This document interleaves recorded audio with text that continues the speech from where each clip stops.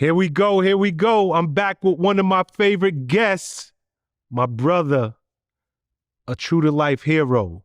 Please welcome Sergeant Nicholas Irving. Nick, what up? What's going on? What's going on? I appreciate it. Yo, it's always a pleasure to see you, brother. You too. You too. Another day. Another day.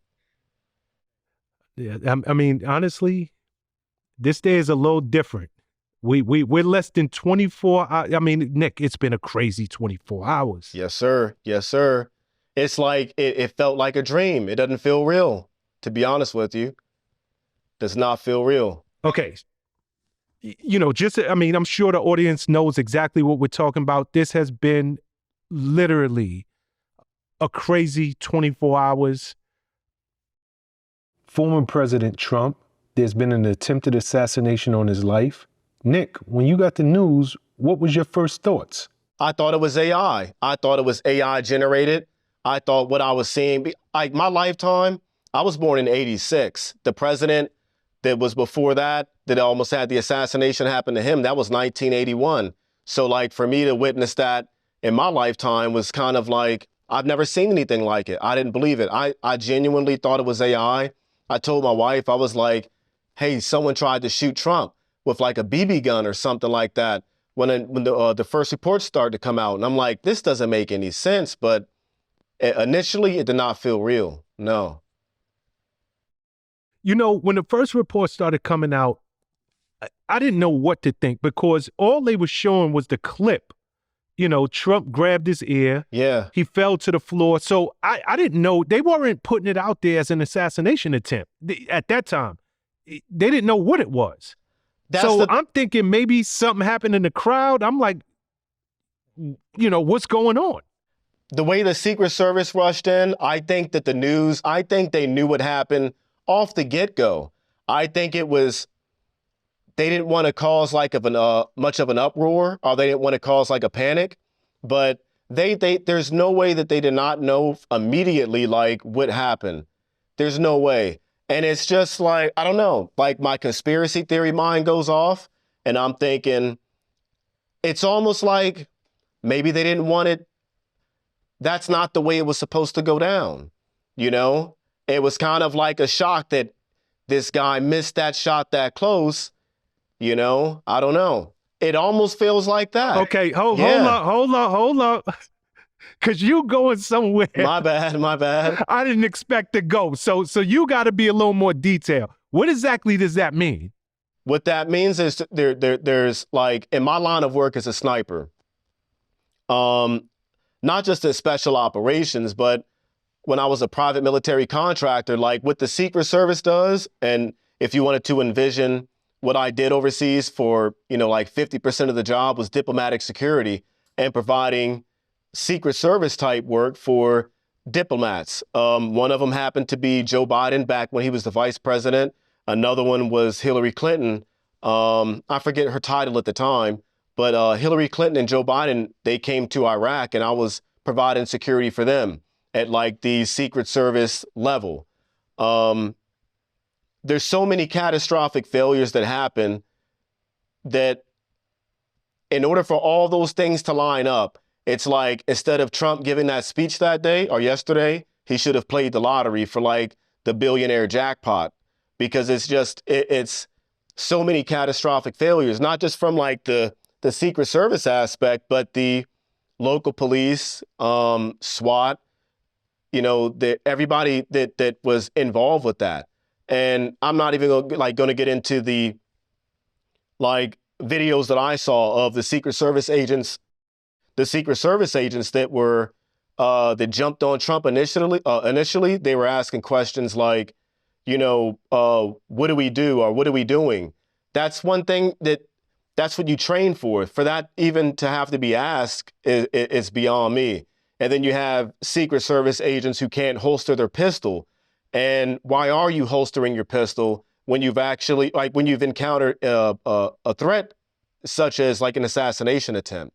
So there was so many weird events, not listening to the crowd beneath them for like 2 minutes, saying, hey, there's somebody up on the roof with a gun, and they ignore that. It's just the way the counter snipers reacted, how they engaged, None of that makes sense.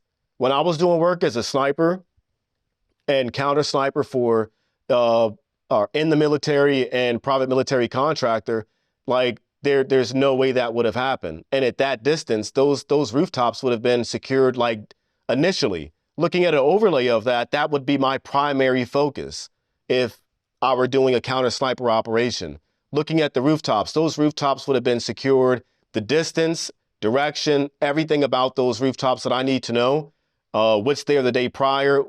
I'm doing all my pre-mission planning, taking mental snapshots and photographs of, what's there the day prior. That way, if something appears after the fact, it's not, it's out of place and doesn't seem right. I want to focus in on that, and not including the tree line that was behind the buildings. The buildings would have been my first primary, like my focal point. There's so many things that went bad that day or yesterday. So many bad things. Okay. I want to run some things by you because you're touching on some things that obviously many people who have not been in counter defense or in executive protection, many of these things would go over their head. Yeah. On July 5th, about a week or so ago, it was announced that Trump, he was going to hold this rally on the 13th at the Butler Farm Show grounds. This is located just outside of Butler, Pennsylvania. They started the setup on July 10th, installing generators, making sure that everything was secure, building the stage, making sure that the entrance and the exit points were taken care of. Is that enough time between July 10th and yesterday, July 13th, to make sure that all of these areas, these points that could be breached would not be breached? 3 days advance? Yes. We were doing, 2-day advance, 1-day advances in Iraq, in Baghdad, like outside in the red zone, outside the wire, outside the green zone. 1-day advance is plenty of time for like, I guess, high threat security. 2 days, 3 days, 3 days is plenty of time. But if I'm in areas such as like where he conducted his speech at, there's not much around there anyways for, to do like counter surveillance or where the advance team would go out and look at potential threats, areas of approach and areas to exfil or exit your principal, Trump at this, point, outside if anything bad were to happen, to exit him to safety. 3 days is plenty of time, especially in an area like that. And there's like a handful of buildings, all white tops. It's confusing how they didn't have that locked down. I mean, if you gave me a day, I would have had it locked down. I would have at least had someone on those buildings the day of the speech, at least, at bare minimum. I would have had somebody on those buildings. Local police, anybody. Understood. You making mention to yourself and your crew over in Baghdad overseas. Mm-hmm. You're an Army Ranger. You're well trained. Give me an idea, or give the audience an idea, if you know, what are the backgrounds of the Secret Service? Mm-hmm. Yeah. Are these guys ex-military? Like, what are they? I had a chance to work with Secret Service on 2 occasions here in Texas. So I was doing some shooting course with them, teaching them with another instructor down south near Kingsville, Texas, long-range precision shooting.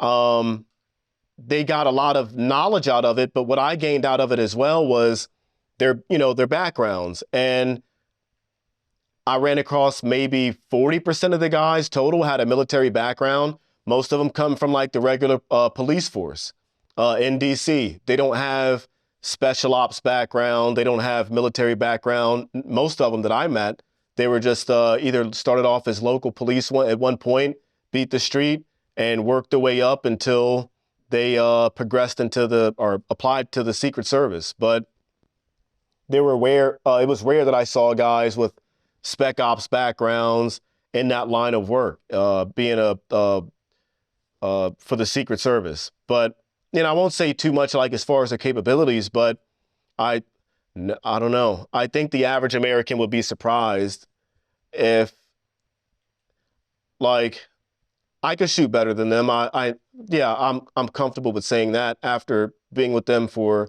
2 weeks per time during 2 different training packages in Kingsville, Texas, and I helped them with the Super Bowl event a few years ago, before around 2012 era. Like at that distance, what was happening or occurred yesterday, 150 yards, my wife can shoot that. Like my wife was shooting dollar bills at 200 yards.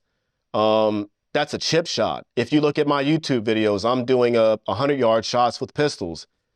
So 150, it's nothing with the rifle. So that's well within the capabilities of Secret Service, local SWAT, your local sheriff's department, sniper. That's well within the capability. Like when you zero a rifle to calibrate it, if you want to put it into like layman's terms, to calibrate your rifle to zero it, you're doing it like sniper rifles. We would zero our rifles at 100 yards, and you're shooting 5 bullets into a quarter-sized target at 100 yards, a football field away. If you can't do that, you can't be a sniper. So holding like a quarter-sized group at 100 yards is nothing. Now, you could tell me at 100 yards after, too much Taco Bell that I don't eat, that, hey, if I need you to put 5 bullets in this person's left pupil at 100 yards, yeah, my wife can do that. Okay, give me some perspective. Mm-hmm.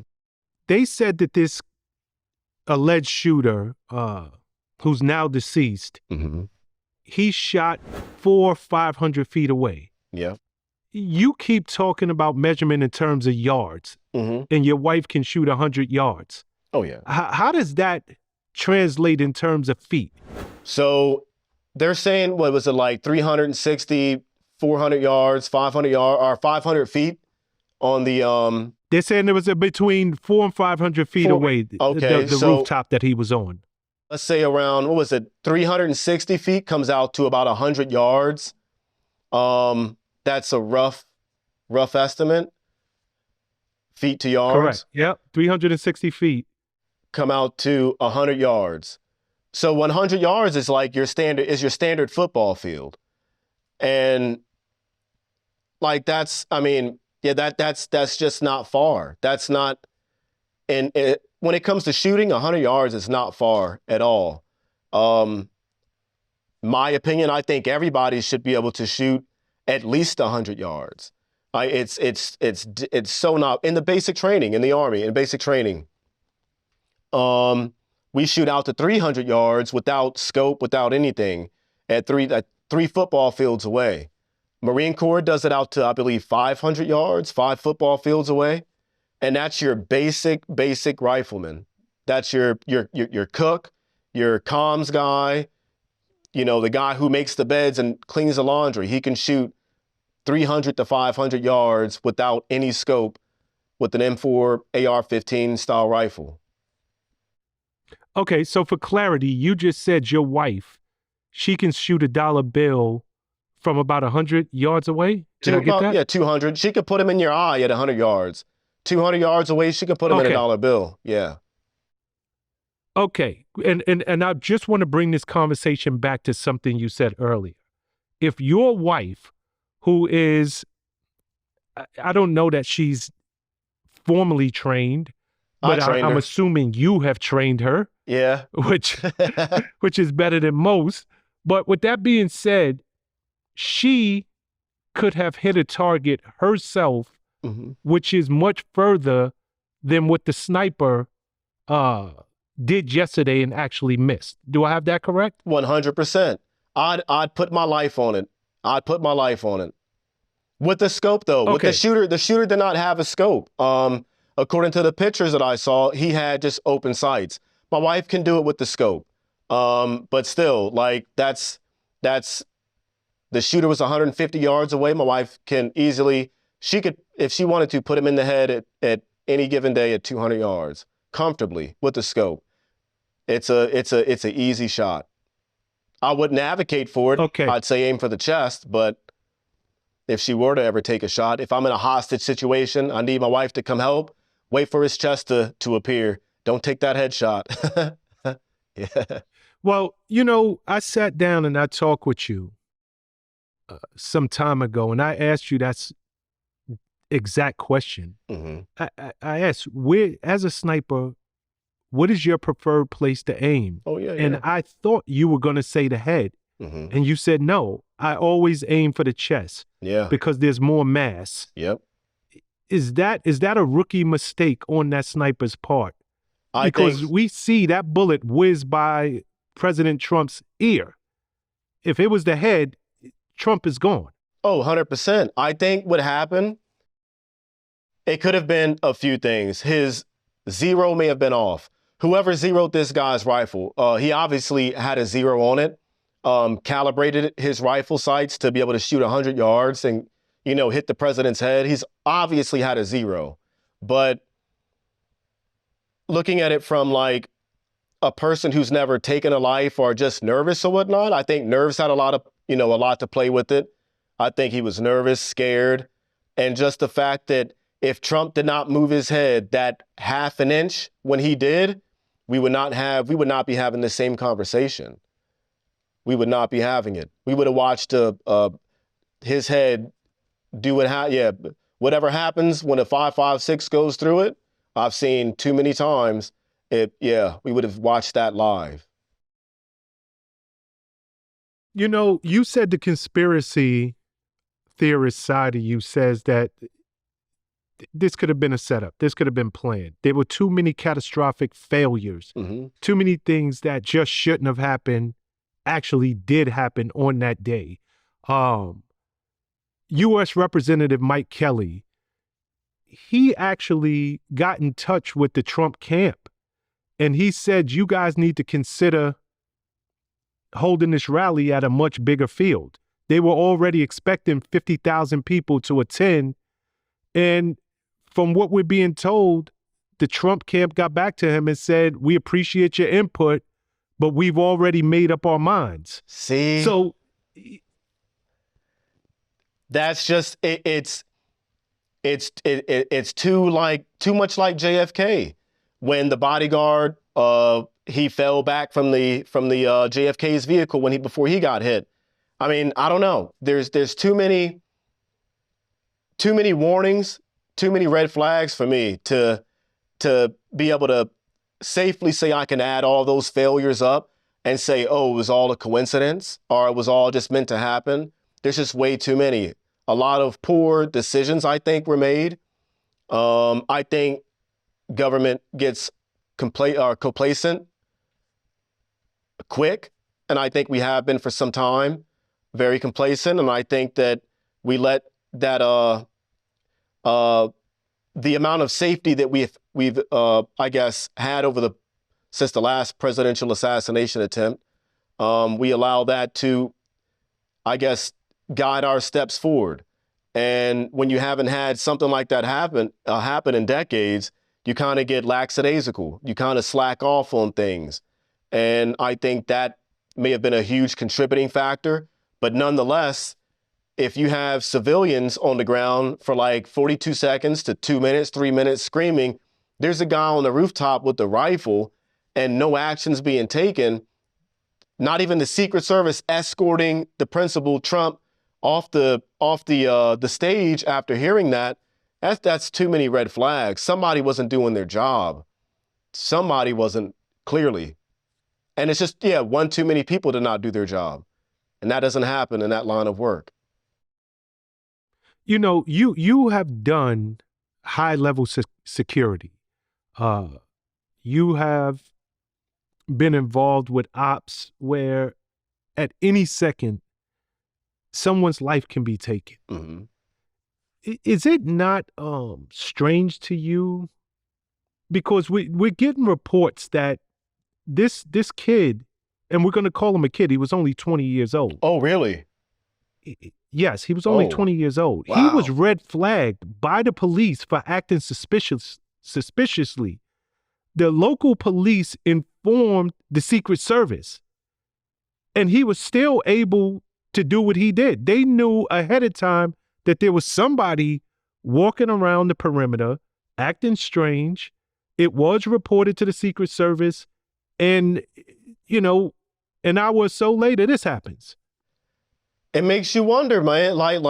It makes you wonder.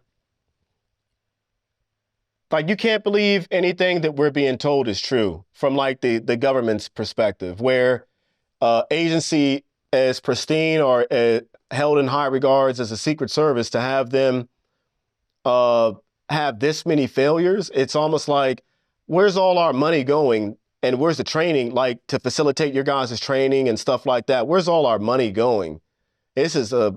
My son provides better security while I'm sleeping at night when he's using a bathroom at 2 a.m. It's a sad state of affairs that we have to rely on such piss poor performance, and we're paying for it. We're fronting the bill for it. But 20 years old, I mean, and too many red flags. It's just like, I don't know. There's too many stories that makes the conspiracy theory side of me realize that whenever something like this happens, there's always a long history trail, or at least a trail of this person being on somebody's watch list. You can go all the way back to 9/11. They were all on the FBI's or Homeland Security's watch list and still were able to do what they did. I don't know.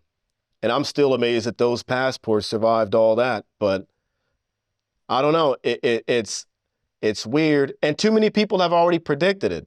You can even look at like Alex Jones, or there's a couple, I forget his other guy's name, but they've predicted it too and said, hey, Trump's life is about to be, an assassination attempt made against it. I think that they were banking on the fact that he was going to be assassinated, though. That's what I think. Okay, you're using the word they. Uh-huh. In your opinion, who is they? Is it his own people on the Republican side, or is it the Democrats? No, I don't think it's either one of them. I can't say who's really? they. Yeah, I don't think it's, well, like when you say Democrats, I'm not like me personally, I don't believe in voting. I don't affiliate with any party or group. But like the Democrats, would you say that they're all of them as a group, 100%, they're all against Trump? I wouldn't say that per se. I would say the Democrats view Trump as an existential threat to our democracy. Okay. Yeah. So, yeah, let's say, okay, if that's true, and that political party actually believed that, first, I don't even know why they would believe it. I personally don't see why they would believe it. But if they do, if my means of interfering with an election was to, and Americans can't say we don't interfere with elections. We do it all across the world, all the time. But if that were the case, I mean, I wouldn't put it past a political party to make an assassination attempt against someone. I wouldn't put it past it. Politics are dirty. When something's dirty, we can't be like, okay, once we get past this level of filth, it gets clean. It only gets worse from there. So either it's dirty and it just gets filthier all the way down you go, or it's just, either way it's tainted. So, and dirtiness doesn't work that way. Once something's dirty, it just gets filthier, the deeper down you go. It doesn't get cleaner. So I wouldn't put it past any political party to take out their adversary or somebody who they deem as a threat. If I deem somebody as a threat overseas, I would kill them. That's just, I still think that way. If I perceive a threat in a human being, my mind goes to why play patty cakes and sing Kumbaya? I'd rather, be judged by that one number than carried by another. I'm going to take the life. But if I'm willing to think that way, I could only imagine how deep and dirty politics can go when it's all about power. I wasn't doing it for for power or anything like that. I was doing it because I deemed a threat. And if I felt a threat was, you know, I guess posed against me or my life or my team's life, I would take it out. Politics, it's all about power. And nobody wants to give up power. That's the thing about it. Like once you have it, you don't want to give it up. You just want more and more. And to obtain that, you'll do whatever it takes to succeed. So I wouldn't put it past it. I would not put it past it. But I you think said, and I think they goes deeper than Democrats though. I think they goes at a level that the level we don't get a chance to see, the ones that really pull the strings behind our government. We just get a chance to see the salesperson. We don't get a chance to see all the lobbyists behind them and who's in control of them. Those are the people who are really in control of politics in this country. It's the ones you don't see. We just get the used car salesman.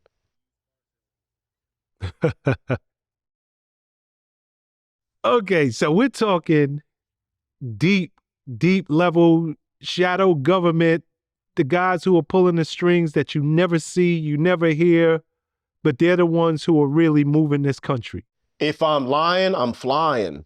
I'm 100%. Like I'm 100% certain, without a doubt, that there is a government within our government. 100%. Like I know so. I know so. I've sat in, I don't know. I don't know.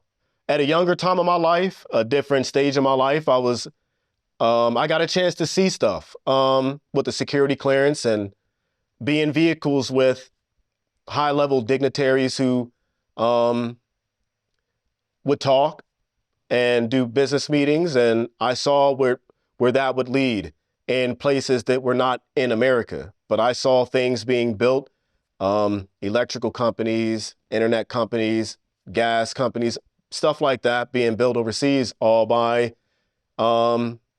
people that you don't get a chance to see, but you pay for it. Oh, yeah. Damn. Look up Halliburton. Okay. Okay. Let me get your thoughts on this. And we somewhat touched on this, but Trump arrived at this campaign around 6:03 p.m. Witnesses actually observed a man carrying a gun up to the rooftop. They alerted the police. They actually have video of this man, and they're telling the police there's somebody on this roof. Why do you think the police and the Secret Service didn't react to this? That's not even a tough question, but it's just like I have no answer for that at all. There's no reason. If you go back, there was Trump did a press conference, I forget when, but somebody had shouted gun in the crowd, and the Secret Service immediately rushed on stage and got him out. And that was like after the person had screamed gun. To be on the ground and being notified that there's already a person suspicious with the gun, for it to still be allowed it's beyond me, man. I don't have an explanation for it. No rational way of thinking to even like explain that. There's just I can't rationalize that. No, I can't compute. No. Okay, you know, a report actually just came out just as we're sitting here talking. Mm-hmm. And they're saying that a local police officer actually started to climb up on the roof, and the gunman pointed his rifle at him. Needless to say, that policeman got off that roof. And then within seconds, he starts taking those shots at Trump. Okay. So at least one person appears to have at least checked things out, saying, hey, you know, people are saying there's somebody on the roof. Let me get up on this roof and see. And there was a rifle pointed at him. Everything about local PD? Yes. Maybe local, but that doesn't sit right with me. The way radios work, it's faster than a guy's reaction time to point my gun at something, to get reoriented back on my target and make those accurate shots at 150 yards away, open sights. Like, radios work faster than that. You know, local PD or not, he had a radio, and that radio was in tune with, on the same frequency with the outer perimeter, at least, or inner perimeter of the Secret Service, at minimum. And if there's a guy on the top, on the rooftop with the gun, and a cop is climbing up on the rooftop, the way I climb rooftops overseas, I'd have my pistol drawn. And what cop would go climb a rooftop knowing there's a threat up on top without his pistol drawn and not shoot? When's the last time you've seen a cop have a gun pointed at him and not get immediately laid to waste? That cop is going to shoot. Unless now they're saying the cop went up on the rooftop knowing there's a threat, did not have his weapon drawn, didn't shoot, and the guy still got shots off, 3 to 5. Something doesn't add up. I don't know. If it does make sense to some people, then maybe I'm looking at it from a perspective that is too war-torn. But even at a basic cops level, I've never seen a cop have a rifle, AR-15 at that, drawn down on them and then not return fire. They'll come into your house without a warrant with their guns drawn, let alone climb on the rooftop where there's a guy with an AR-15. So yeah, that's something I think somebody's trying to could be clean up their tracks a little bit to make it seem like that, hey, they didn't go 3 minutes without the public didn't report that. I don't know. That seems weird to me. Yeah, this is literally 10 minutes. Trump gets there 6:03. The shots go off at 6:12 p.m. So there is literally a 10-minute window that all of this went down. You know, I'm going to ask you a dumb question. And it really is a dumb question, but I'll ask it anyway. All good. I ask Would dumb you have questions missed all the that time. shot? Would I have missed it? Yes. Absolutely not. Absolutely not. Okay. I knew the answer to that before I asked you. Under what circumstances would you have missed that shot? You know what's crazy? Like, shameless plug or whatnot, but I just wrote that book, The Board. And I talk about assassinations in this book. From, like, I would never do it, but if you wanted to know how a sniper would go about doing that, in that book, the NSA, National Security Agency director got assassinated, vice president gets assassinated. And I describe in depth, like, somewhat in depth, how I would do it. But in order for me to miss a shot like that, it'd have to be like over 800 yards and a windy day. A windy day. It'd have to be windy. Okay, no. I want the same scenario. Oh, same. What would I have? This is, under what circumstances, and I really want you to think like the gunman at this point. Oh, wow. You got a 20-year-old kid on the roof. Not sure that he's a trained sniper. He has an AR-15.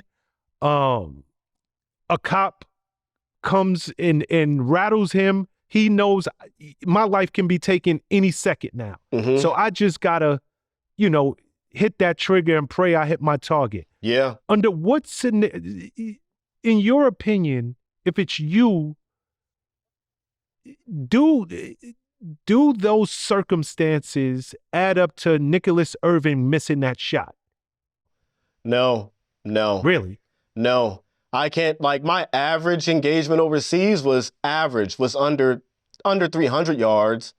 My closest one was like 20 feet. Average under 300.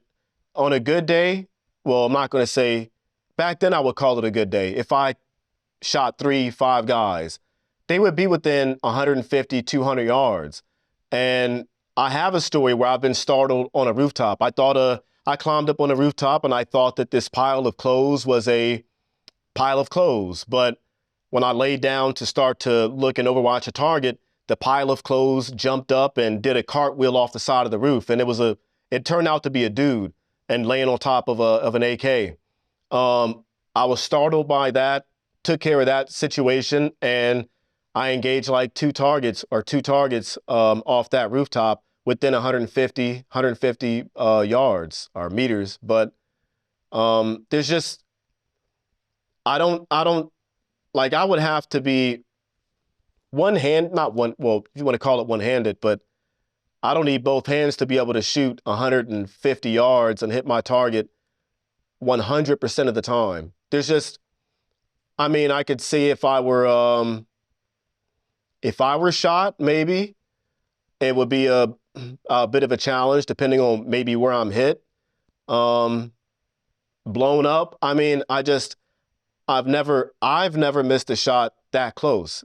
I've never, with the rifle, no, ever. Like, I'm doing that with the pistol. The pistol I have on right now, I would comfortably 100 plus yards. Yeah. It won't be a headshot, but every bullet that I fire is probably going to hit. I'm like 98% sure with the pistol. AR-15, there's no way I'm missing. No way. Startled, shooken up. I mean, that's like sniper training. We'd run for miles, carrying each other, carrying big 200-pound logs. We got 60 pounds on our back, after 15 miles or whatnot. And like, hey, now you have to go shoot and hit all your targets. And it better, like at 100 yards, you better not miss. You better not miss. And that's, yeah, any day. You are a trained sniper. You went through basic training. You have seen combat on at least 5 of your deployments. Put yourself into the mindset of this 20-year-old kid, if you can. And he's never had combat. I don't know if he never had combat. From what is being reported, you know, he has no criminal history. They don't know why he did what he did. What was the motivation? I don't know how much training he has had. But somebody with minimal training, do they miss that shot? Yes. Yeah. Minimal. Okay, so yeah. Minimal training. Yeah. I could open sights. There's a possibility you will miss. Strong. Not going to say strong. I mean, I would say strong after all the stress, the adrenaline rush. They call it like a buck fever. I think that's what hunters call it. I've never hunted before in my life. I've never shot a 4-legged animal, but I think that's what hunters call it, buck fever, where you get really excited. I would get that way before this is my past. I don't feel like this anymore, but I would get like excited and get like a rush that I'm about to kill someone right before I pull the trigger. And it makes you, for me, I just felt like cold, I guess, just calm, cold, chill in my bubble. But we do so much training to like get us out of that. The average person, if you're looking at a target, you just got startled and that first shot goes off, that's like the scariest one, the first shot. And once that happens, it's like game on from there. So you kind of hone in, focus in. But the average person, that distance, unsupported, he didn't have like a bipod on the bottom of his rifle. It was all unsupported with his hands. I could see it. Yeah, definitely. 150 yards, open sights. Yeah. I would give the average person. What's the percentage? Yeah, I would give them. What's the percentage of? 40 to 50, 40%. 40%. 40% that he hits his target, or 40% that he misses? 40% that he hits it. And I'm being like very like lenient. How much training has this person had? We're talking 0? We don't know. If that person has 0 training, I mean, I'm giving him credit because not credit, but the fact that his weapon was zeroed to 100 yards lets me know that he is at least a competent shooter. He shot something. There's no way he did not have no shooting under his belt. He's never held a rifle, never shot. There's no way I believe that. No. If he didn't, then there's like a 20% chance he might hit that target. But he had at least some, he shot before, had at least shot something before. Okay. He used an AR-15. Is that the right gun for the job? At that distance, 100%. Like that's a good distance.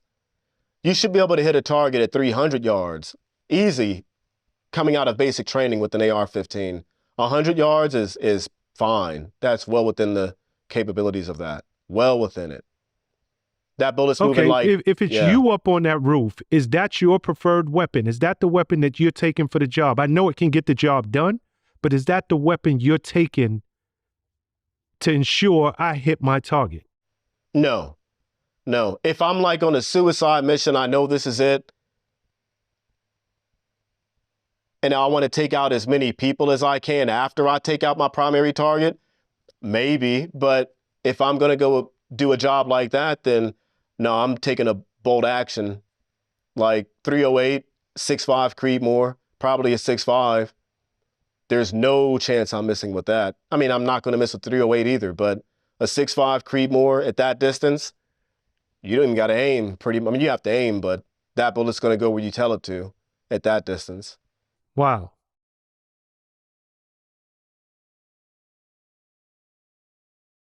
The gunman, he's been named Thomas Matthew Crooks. Worked. He lived in the area. He worked, I believe, in a nursing home in the kitchen or something. This is somebody who was very, very unassuming from what people are coming forth and saying. He was relatively quiet. This was not someone who they would suspect as being a guy who would climb up on a roof and try to take out the next president. Yeah. Does that demeanor surprise you? Because I spoke to you once before and I asked you, what are some of the things that snipers have in common? And you said that they're all relatively quiet. Yeah. Oh, yeah. But there's a certain type of quiet about them. Like, there's an underlying level of violence there under that quietness, but they're quiet. All the snipers that I know, they're chill guys. Like, they're surfers now. My spotter's like a surfer, and yeah, we're just chill guys. But people like that, and they always fit that same like demeanor or their background. I don't know. I find it weird. I find it like MK Ultra-ish. Yeah, I find it weird. I'm not like saying that's the case. I'm just saying that it's just like the kind of people that conduct these type of acts. It's just it's a lot of the same. It's just weird. And they typically wouldn't fit the narrative for a person that I would, classify or deem to be the next presidential, assassin. We went from Lee Harvey Oswald to people who look like this guy. It's weird. But don't look up MK Ultra. No, I think it really is weird. Yeah. He's a registered Republican. The guy's only 20 years old. He's a registered Republican, as I said. You would expect, and maybe I'm overthinking this, but I wouldn't expect someone in Trump's party to be the one to try to take him out. Right? And the fact that you're asking these questions, and it's hard to make all these things make sense. Especially like, yeah, he's a Republican, registered Republican. Why would somebody from the Republican Party, try to take out their number one front runner nominee? He's probably going to win. More than likely. If he wasn't before, he will now. He's like the 50 Cent of presidents. A mouthful. Yeah. Yeah, you just said a mouthful. This almost guarantees, barring that something catastrophic happens, it would seem that this almost guarantees that there's going to be a level of sympathy and also a level of motivation like we've never seen before by Trump's party to get him in that White House. It's almost like he can't lose at this point. Exactly. And if he does, it'd be weird too. But Like I said, he's the 50 Cent of presidential candidates right now, all presidents. He's the 50 Cent. Lincoln didn't make it. JFK didn't make it. Trump took one to the dome. Never mind. He's that guy right now. Nah, Trump can literally get on records and talk about, yo, yeah, I got shot in the head. Many men. And I'm standing here. Many men remix. Call 50. If you had to guess, why would you say, I mean, and I know this is a random hypothetical question, but if you had to guess, why do you think Thomas did this?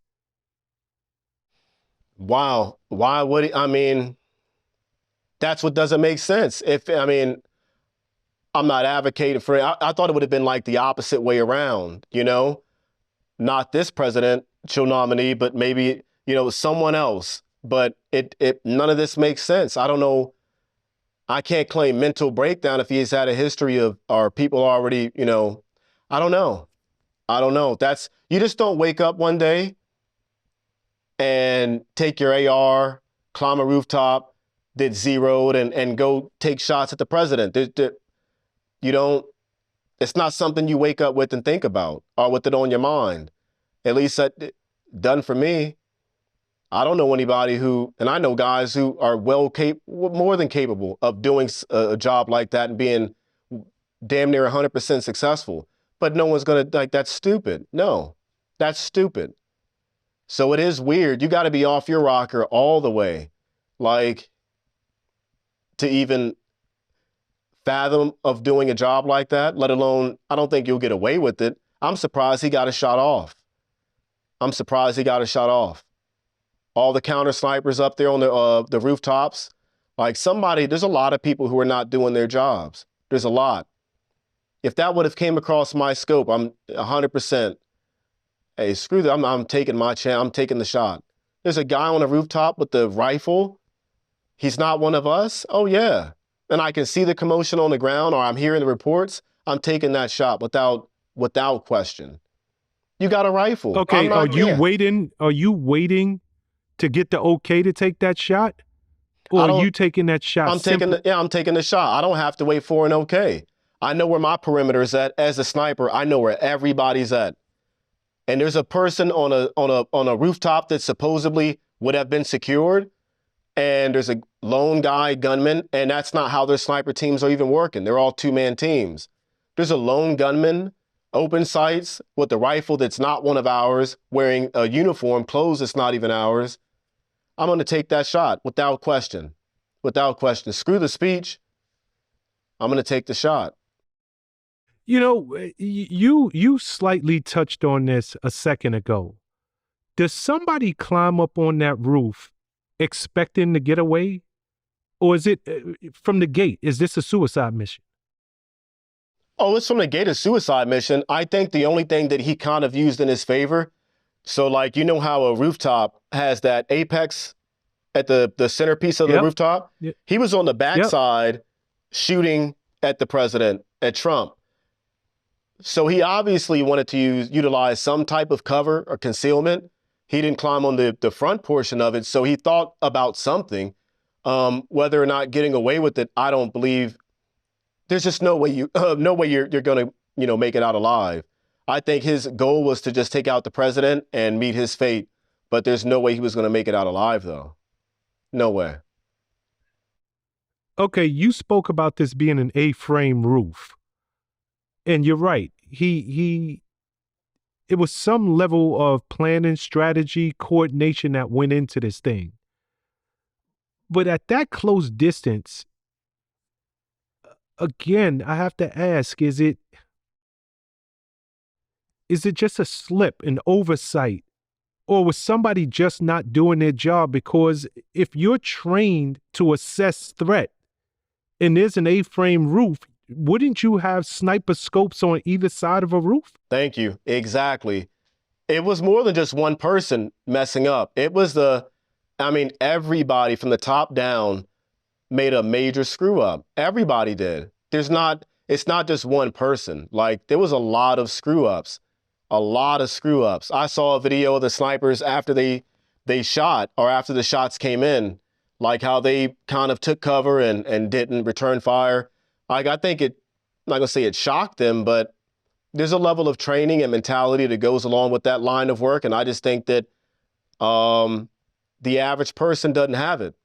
The average person does not have it. It's a paycheck, but to have that mentality that, hey, when I get shot at, I'm not worried about myself. I'm going to take care of the threat. It takes a level of training that you can't train for to be able to, you have to have gone through it. It's that baptism in fire. Unless you've been there, you can have all the training in the world. I've seen guys cower under fire. One guy. So, and he was a Army Ranger, 2 years, hadn't been shot at, but when he was baptized by fire, he couldn't, some guys just aren't meant for it. It takes a different level. Nobody wants to get shot. And when you're getting shot at, it takes a lot of courage and that you don't know you have or whatever to face that. I know you know 100% you could have pulled off this shot. Mm-hmm. But do you think even with your training, you could have gotten away, or under any circumstance, someone as well trained with as much experience as yourself, I'm not making it off this roof? I would have taken the shot from where he took it, but if I utilized all of my training, I would have not got caught that day. No, I think I'd probably still be on the run. Whoa, hold on. I'm giving too much away, but Nick. yeah. I'm 100, Okay, Nick, if I utilized all my training, I think if I utilized all my training, I would have not been caught that day. I'd probably still be out there. And that's just because the type of training we go through to learn how to be a sniper, there's a lot of deception involved. I'll say that. So what you think may be where I'm at or where the shot came from or when the shot took place, I probably wasn't even there to begin with. So I already have you looking in the wrong direction. I watched some dudes, I was alive when the DC snipers were around, driving around in cars, and it took them a while to find them. And that's light work compared to the stuff we were trained to do and did overseas. So if I wanted to, yeah, it would be a lot of, you'd have a lot of work to do. And I'm not the type of guy to talk about, hey, I'm not going to leave notes and stuff like that, but I'm more than capable of pulling off a shot at a distance to where ballistically it would be hard for you to judge exactly how far away it was. Everything after this is not classified, but after 500 meters, it gets kind of hard to tell with that angle of trajectory, how far away I was. From 500 to 1,000, it's all going to start looking like artillery fire at that point. When you're getting at that distances, that bullet's coming almost straight down. It's not straight through. You're getting hit from the top, essentially. But no, and at those distances, and if I was using a suppressor, you would have never heard the shot. By the time you figured out what happened and all the chaos, by the time the person, my target, was getting off the stage or whatever happened, I would have already been on my way. Easily. Damn. Okay, what would your escape plan have been? Mine? Or is that something you can't say? Yeah. There's a few. I don't want to give nobody. I don't want to give nobody any thoughts or way out. But yeah, I talk about it in my book. I'll give you one example from there. The sewage, the underground sewageways, the drainage, manhole covers. That's one way that I've described in a book. Utilizing my firing position close to a place where I could have access to a manhole cover that led off to a predetermined location where I have a car miles away, 2 miles. I can make a mile run in on a bad day, 7 minutes. My adrenaline's pumping. I got a clear path ahead of me. If I had to go 2 miles, 3 miles plus, that's suitable, easy, fast, and I could have a location that is predetermined, and I could hop in a car somewhere, no tracing, no nothing, on a different side of the city or town, and be on my way to more than likely out the country, depending on if I had more targets that I wanted to take out. But I would also have like decoys in place to make it seem like where you think shots are coming from was nothing more than some electronical devices, fireworks, tannerite, stuff like that. But I would have did my deed, and I could be in a building somewhere, and the curtains may pull on that side to make it look like something's happening on a camera, on a timer. But I'm in that building, and you see the curtains move and the flash go off, but I'm not there, you know? I'm on a different level of the building, in a different building altogether. So, yo, Nick, this is why I love having it. Yo, you a bad boy, that's very basic, man. though. That's Like, basic. So that's like a trained sniper knows way more than that. Way more than that. okay, so you're like, yo, this is the most basic. It's not like I'm giving away, No. you know, some deep level secrets to help people out in the future. Like, this is No. ABCs. And even like to make what I'm saying work, you'd have to be like a really good sniper. Like to make something like that work, I'm looking at distances like half a mile. Like half a mile. To make something like that work, to ensure that I have the time that I need, I'm looking at over half a mile. I want like 2 seconds before that. Well, not 2 seconds. 1.7. That's how fast it takes a .308 round to travel close to half a mile, like 1,000 yards, 1.7 seconds. That's almost 2 seconds before, when I shoot, that bullet impacts. That's 2 seconds is a pretty good time, and that's a comfortable shot with the right rifle. You wouldn't hear it. You wouldn't hear it. You wouldn't hear it. You would have no idea where it came from at that distance.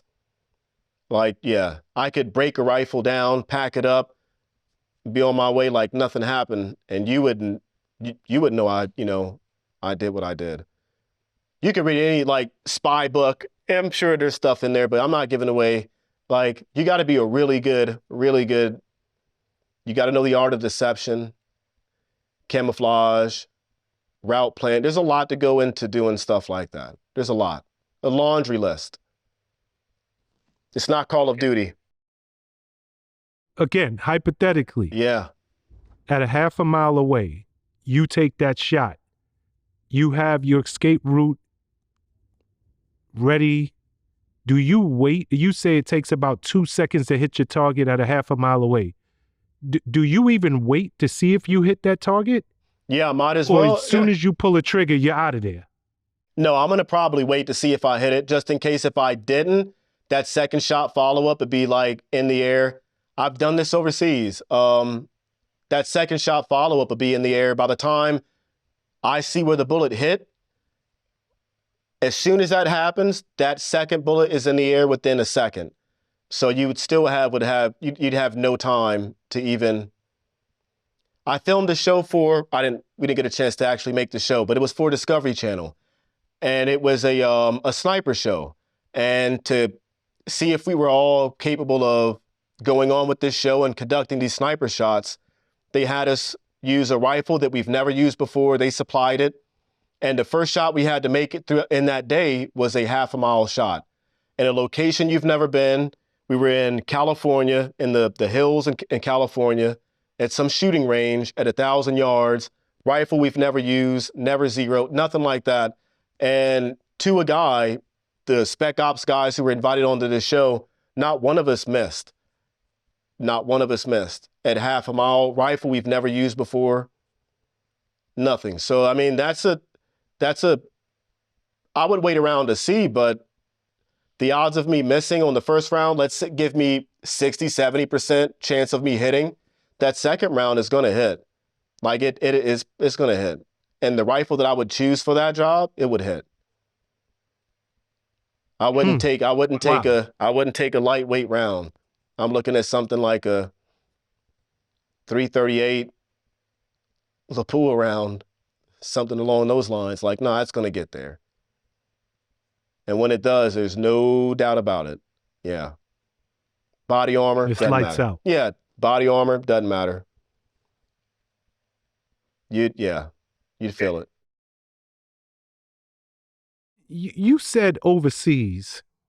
You worked in protecting at that time Hillary Clinton, also Joe Biden. He wasn't the president at the time, but you protected these guys overseas. Yeah. What did you make of their personalities when protecting them? Joe Biden wasn't as tired as he was back then.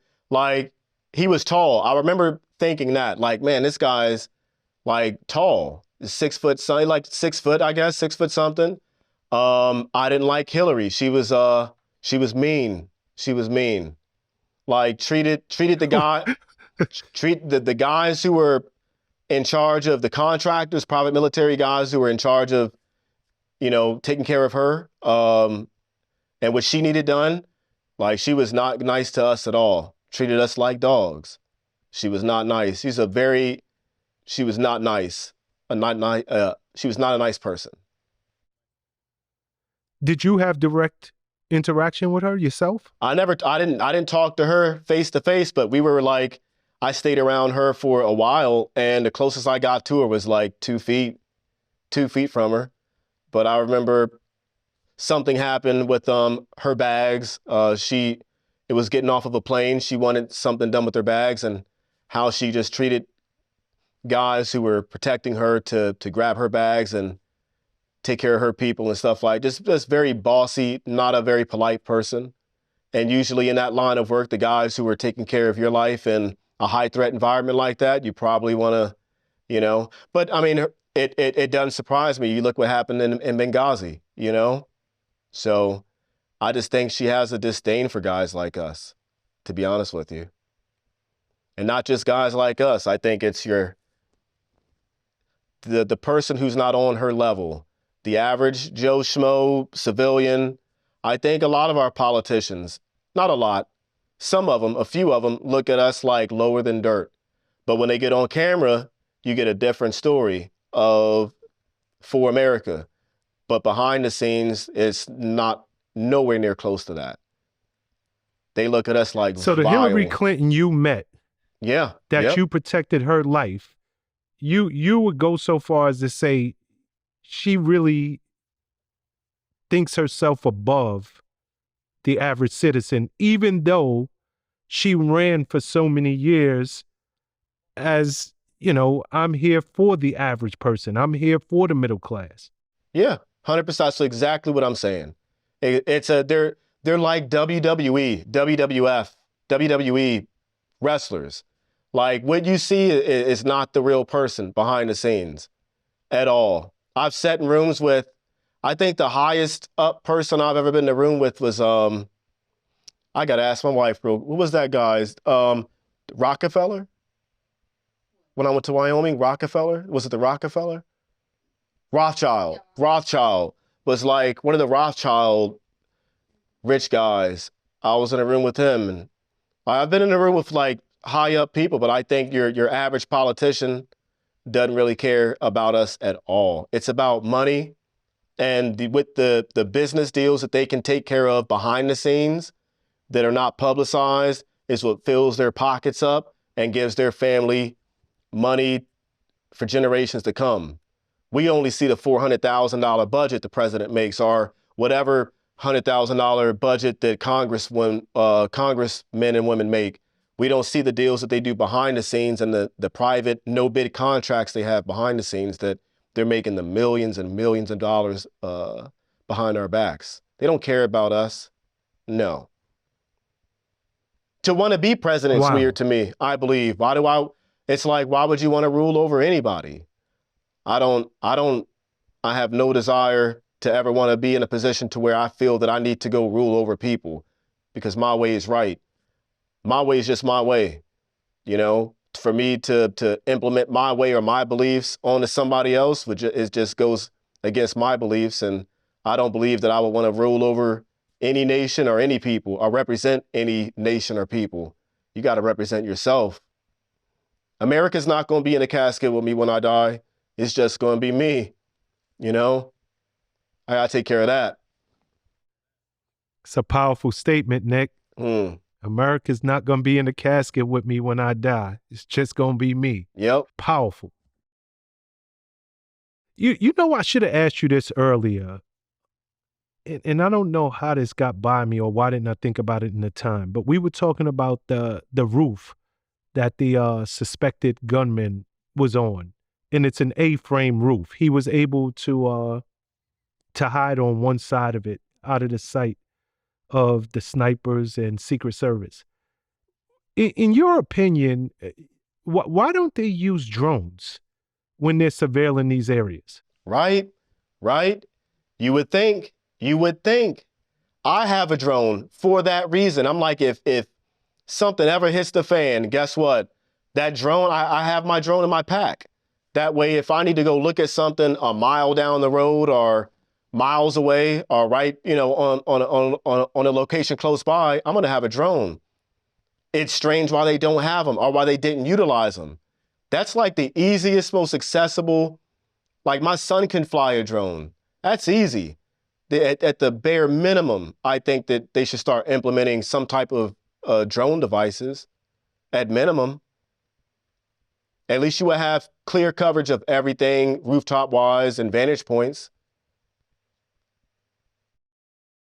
Yeah, I mean, you would think that that's ABC. It's just the obvious. Thank you. Especially for blind spots like that. Where's your money going? What are they spending it on? Yeah, that's it. I mean, even as we're having these conversations, more and more questions are just coming to the surface because it makes you think, okay, you guys are supposed to be the best of the best. You are literally, you're watching over the life of what could be the most powerful man in the world, our next U.S. president. Yeah. I would think that you would use every tactic that is available to you. Oh, yeah. You know, something as simple as a drone that you can go down to Best Buy and buy for less than $200. You would think that, there'd be 2-3 of those. Thank you. Yeah. And if there is a money issue, then I'm like, then at that point, then there's just a money issue, but I would say training as well. But like I said, that many failures just doesn't add up to me. I could see one person making a mistake at that level, but everybody is a lot of people making a lot of mistakes. Too many to add up. Yeah, I mean, and one thing we should have said earlier in the conversation is thank God, that Trump moved his head when he did. 100%. 100%. Like that would have been. He wouldn't be here. Yeah. That would have been weird, man. Like I've never witnessed an assassination from a president or presidential candidate in my lifetime, but it would have been, I mean, it's like I said, it still feels weird. It feels off. A lot of questions are going to have to be answered. A lot of questions. And I think right now they're just trying to get their story straight to the best way possible to make things make sense because we're asking too many questions, It all has to make sense at the end of the day. And there's a lot of questions we're asking. That's going to be a hell of a story. Yeah, it really is. I mean, we touched on it early in the conversation, but this is the first time since 1981 that there's been an attempt on a former or current U.S. president. Yeah. And that was Ronald Reagan, who also happened to be a Republican. Yeah. I don't know. It's a lot of questions that need to be asked. Isn't it? And answered. Yeah. Yeah, man. Crazy times. The president, our current president, Joe Biden, They said that he spoke with Donald Trump last night. He went on live and said that there's no place for this type of behavior and violence in our society. And, you know, from what I understand, he spoke to former President Trump. It was short, but it was a respectful conversation. You know, what do you think of that? By him picking up that phone, is he just doing what is expected, or do you think deep in his heart, as somebody who's out there on the trail right now, and it could have just as easily been him, that he felt this in a very personal way? I believe that he did what was expected of him. But like I said, politics are dirty. Do I think people genuinely care as a politician or a polytrickster?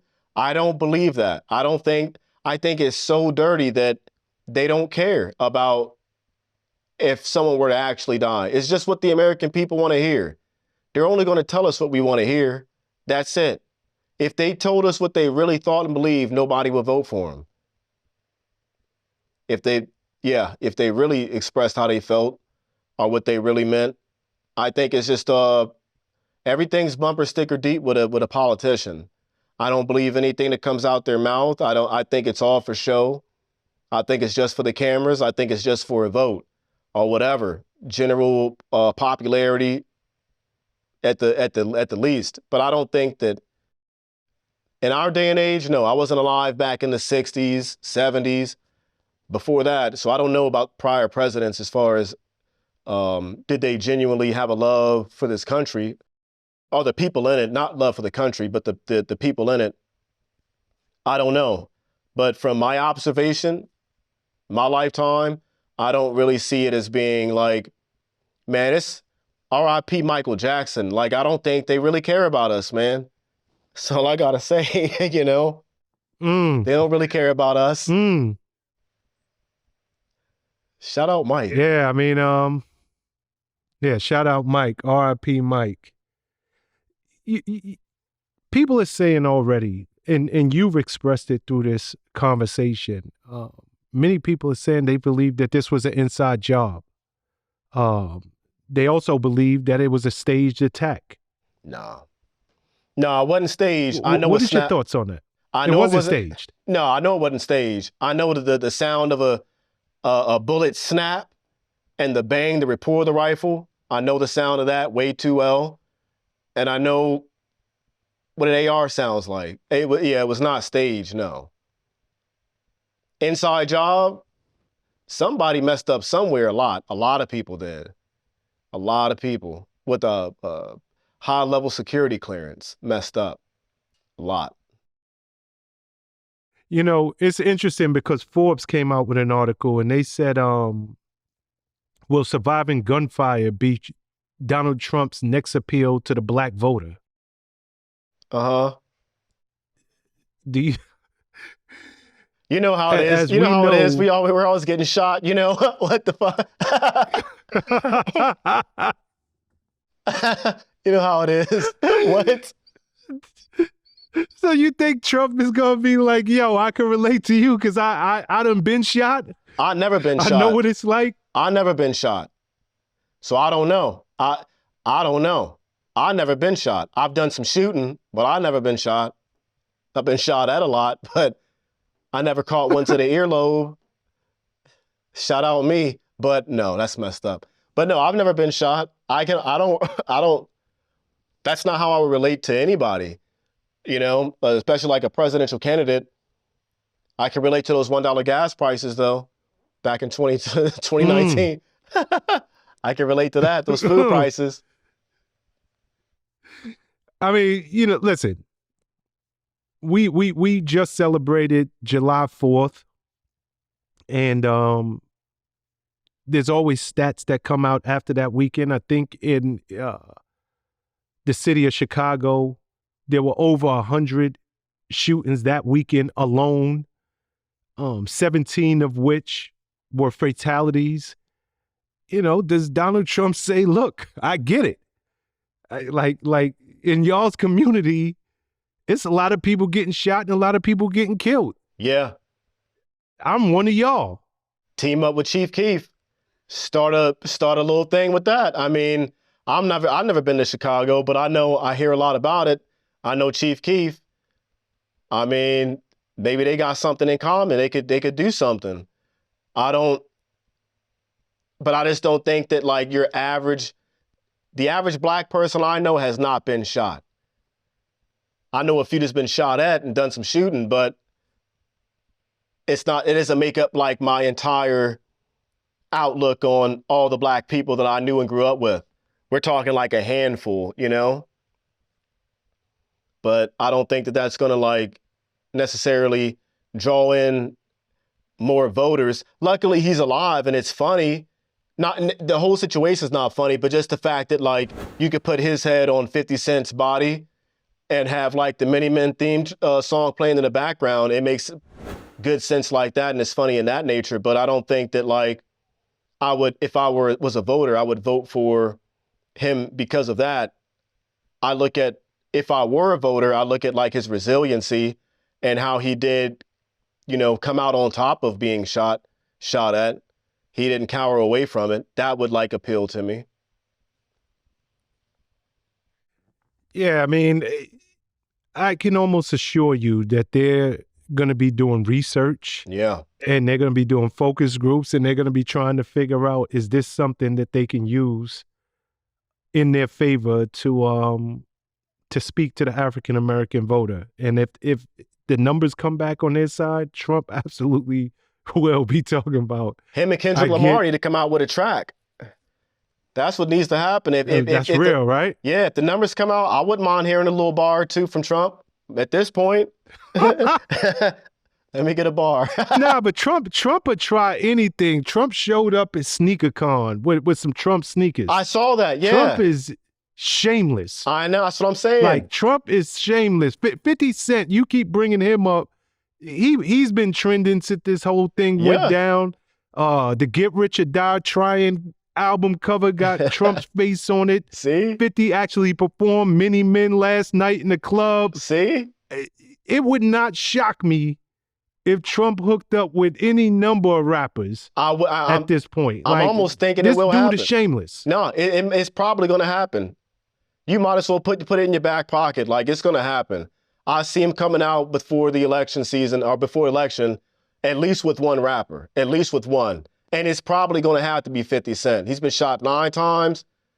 I mean, 9 plus 1, you got a whole dime. I don't know I was going with that one, but it's somewhere. It'd look good for Trump. Nah, I would not put this or anything else past him. But one thing, and this is a real question. Trump, from before he became our president, back in 2016, he ran on the Second Amendment. He ran on the right to bear arms and to protect those rights. Yeah. How do you think this will play into his moving forward? Do you think it affects his thoughts on gun policies, or does he double down? I think he's going to double down. Really? Yeah, I think so. I think we got to wait and see where like this kid's background. He obviously had to have a background check run on him if he purchased that rifle. And if he didn't purchase that rifle, that means he got it illegally anyways. So I don't, if I were him, I would double down. If I were him and I wanted to really hit my base, the two-way community base, I'm doubling down. Because the guy who tried to shoot me with the gun got killed with the gun. If I got rid of these guns, I don't know. The gun that I'm trying to get rid of is the one that saved my life as well. So I would probably look at it from that perspective. I've been shot at a bunch, throughout my earlier years in life, over 1,000 times. And I have no issue with guns. I'm always going to, stay strapped because I know what guns can do. I know how easy they are for some people to get. Talk about bring up Chicago. I'm like 100% sure all those guns that they're using in the shootings and stuff were not legally purchased firearms. It's not hard to acquire a weapon without going to the store to get one at all, especially in the city, D.C., Baltimore, D.C., Chicago, L.A. It's not hard to acquire a weapon without ever having to go to a store, having a background check run on you. I can go get a gun in almost any city for less than a few $100 cash. No name, no trace, nothing. You bring something up because it has been the Republican slogan for many years now. The best way to stop a bad guy with a gun is a good guy with a gun. And that goes kind of into the mindset of just what you said. Trump's going to double down. Yeah, I know that this guy tried to take me out, but if there weren't good guys with guns, I might not be here right now. Oh, yeah. Do you think that that's going to be, if not the main thing, one of the key things to get him elected back into office? Oh, yeah, 100%. Like the 2A community, Second Amendment community, is a big community. It's a strong community, loyal. If I were him, I would double down on it. It's a, especially at a time like this, like you're not going to say, hey, because of my life was put in danger, I got to take everybody's guns away. That'd be the dumb thing for him to do. That'd be stupid for him to do. If you came out and said that you want to take everyone's guns away and make them, AR-15s, ban those because I almost got killed with one. You can't be that way just because, like before that, you were all about it. And because you got your ear plucked or you got shot at with the AR-15, you want to ban it? It can't work that way. It can't work that way. If anything, I want all my Secret Service from now on to have an AR-15 on site. No more pistols. We're bumping them up to ARs now. I want to be well protected. And that's going to play so well into his base. Yep. You're probably absolutely right. Oh, yeah. That is going to play so well into the base because the Second Amendment is always at the top of the ticket. Big time. It's always just one of those things that, you're going to have people feeling strongly for or strongly against. Yeah, yeah. And for people who are saying, hey, you're not going to take away my right to bear arms, the founding fathers actually made that the Second Amendment. They're going to go that much harder. Oh, yeah, 100%. 100%. In your opinion, how does this shooting compare to the JFK murder? Not even close. I think. Really? Yeah, I think JFK was way worse. Not going to say worse. It was just how it compares to it. I guess the only difference was the fact that one's alive and one's not.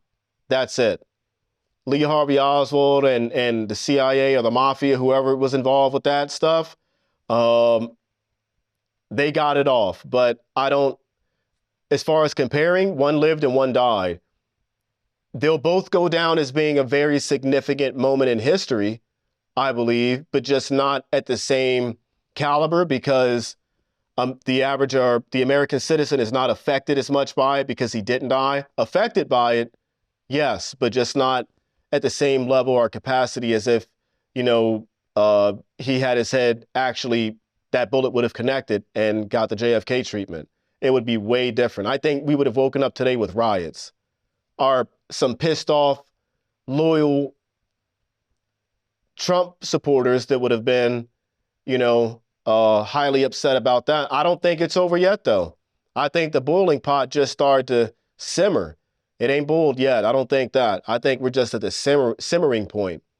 The closer we get to November, I think we'll start to see way more stuff happen, and especially once we find out who won. Oh, yeah. if they're doing this to him now and he's just a nominee, imagine how people may feel when he does win. You know? Nick, I got to ask you, this attack on presidential hopeful Donald Trump, former President Donald Trump, it happened 48 hours before the Republican National Convention that's about to take place in Milwaukee. Mm-hmm. What changes at this convention, if anything? Is the security, is it beefed up to a level that we've never seen before? Is Trump a little more pensive on stage, or is Trump going to come out more arrogant, more boastful, more in your face than he's ever been? Oh, yeah. I think it's going to be way more in your face. And without a doubt, security is going to be boosted up to a point, I think, level we haven't seen before. After an attempt like that, whether it's going to be meaningful or anything, which I'm sure it will be, it's going to be more of like a presence for the, the people to see that, hey, we've gotten better security. We got, our Secret Service detail, police department details beefed up, security presence is beefed up. We got metal detectors and everything else and bomb sniffing dogs. I think it'd be beefed up to that point, but I don't think he's going to be timid coming out on stage. If anything, he would use this like as a moment for, not going to say a celebration, but close to like a celebrate, not being assassinated. Like, they can't get me. That's a powerful stage to come out on. If I were him, that's what I would do. And if I were in his shoes and if I wanted to really hammer it home, I'm coming out like swinging, not timid. I'm not up against the ropes anymore. I'm coming out to fight at that point. It's interesting because politics, even in our lifetime, it's changed. Once upon a time, politicians, they went at their competitors, basically talking about their policies. But, these guys now, they're literally making their competitors look like they're the Antichrist, that they are a threat to national security. They are someone, if put into office, are going to be detrimental to the American public. Do you think that type of rhetoric and that type of politics brings on an attack like this? Are the politicians themselves actually responsible for this extreme action by this attempted shooter? I think so. I think so that it's just the way these political fights and the wording, the rhetoric they use, it can be seen as harmful, and to a person who's not all mentally there or whatnot, it can make them believe something that really isn't true. It's just like political play. The words they use to get a vote. They I would say incite it. They feed the fire. Definitely, they pour gasoline on it. But the people who are in control of the fire, like I said, we don't ever get a chance to see. Those are the ones that are really behind it. Who's funding all these politicians, these acronym company or agencies, and yeah. I mean, politics has 100% changed. The way that they go at each other, I mean, it's not American versus American to get into, the highest office in this country. It is literally like they are speaking about a foreign enemy, right? A Putin or Xi Jinping. Like it's gotten to a level whereas a citizen, you are literally drawing a line in the sand and you're picking your side, and I'm willing to go against the other side by any means necessary. Right? That's scary. That should scare the average citizen. Like, why are we allowing that line to be drawn in the sand in the first place? Why are we allowing that divide to happen? Yeah, because at the end of the day, we're all Americans. Yeah, yep. And I believe whether you are a Republican, a liberal, you're somewhere in the middle. At the end of the day, we all want to feed our families and we want to live in the best country that we can. But it just feels as though it's going so far beyond that with the mudslinging,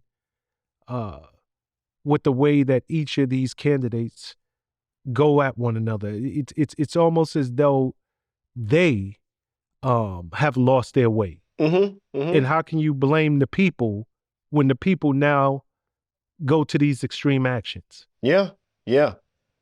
We reached that level of maturity, like the Einsteins. For some odd reason, society stopped popping those out, and now we're left with the politicians we have today.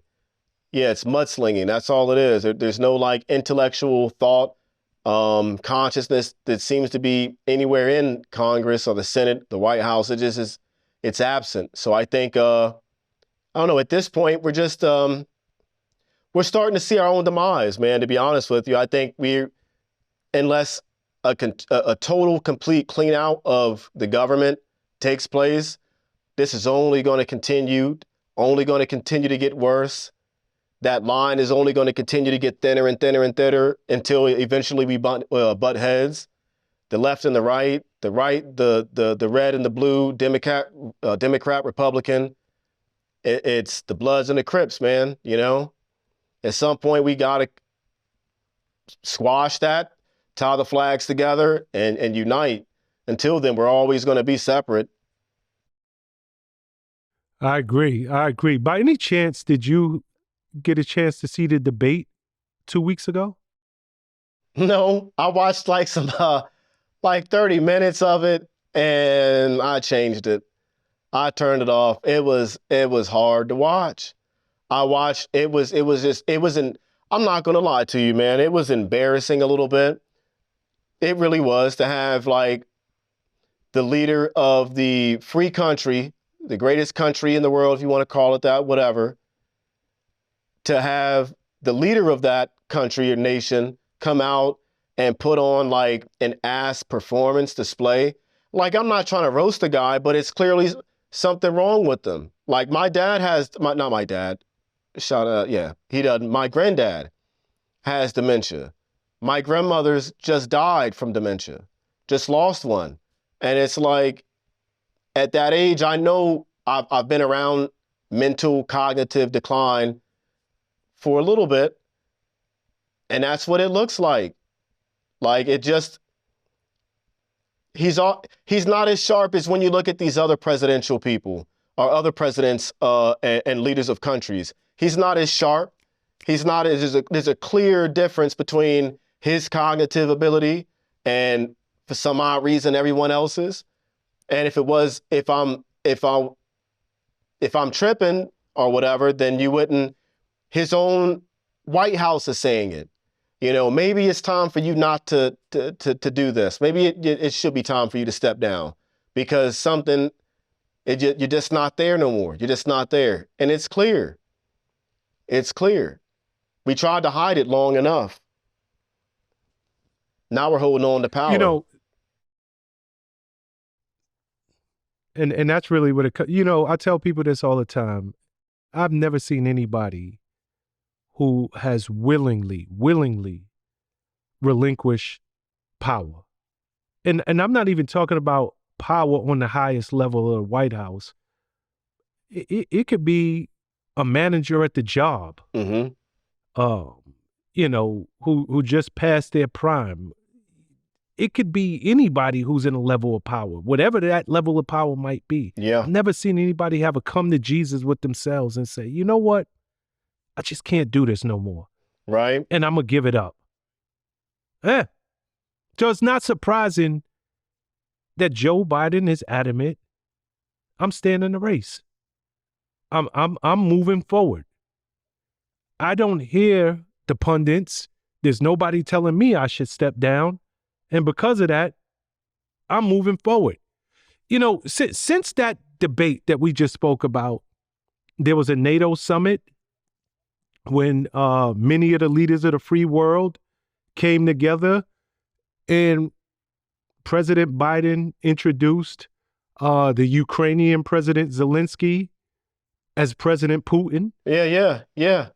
He also did a high-level news conference and referred to his Vice President Kamala Harris Trump as Vice President Trump. Yeah. What do you make of all this? He's not there. I think, you know what's sad? That's what I make this of it, is that we're at a point right now in our country that that's a decision we're being faced to vote upon. Like that's one of the options, the choices. We got this guy who forgets, you know, whether he forgot to shake it or not when he got done using the bathroom. And we got Trump. I think that the fact that he's even a front runner, not Trump, the guy who forgets everything, I think we're at that stage now. It's sad. We let it get to this point. I mean, he's almost 85, 86 something years old. Not saying that, I mean, yeah, it's clearly an old age, but one of the two candidates is definitely sharper than the other. Definitely sharper. Night and day difference. And if that's the options we're being left with, if I was a voting betting man, I want to bet on the guy who can at least form a sentence.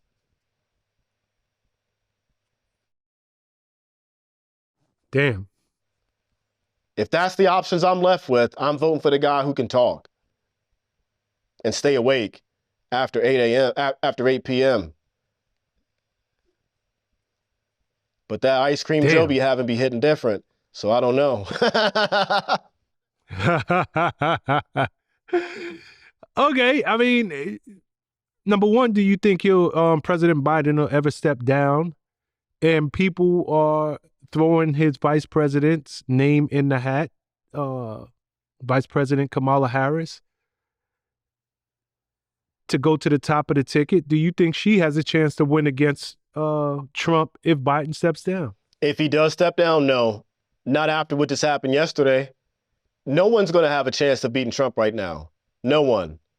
Not from his camp, not from the Biden presidency, not from his campaign, not Harris, not Biden himself, not Jill, not even the dog, Bo, or whatever his name. I don't know. That's his son, I think, R.I.P. But that's his son who passed away. Yeah, my bad. Not him, but his dog. And no one from that campaign presidency has a chance against Trump right now. No one. Absolutely Why? No one. Trump's too powerful. He's too powerful right now. Like he's putting on the fifth Thanos ring. Like Trump just went Super Saiyan level 5. After yesterday, Trump he leveled up.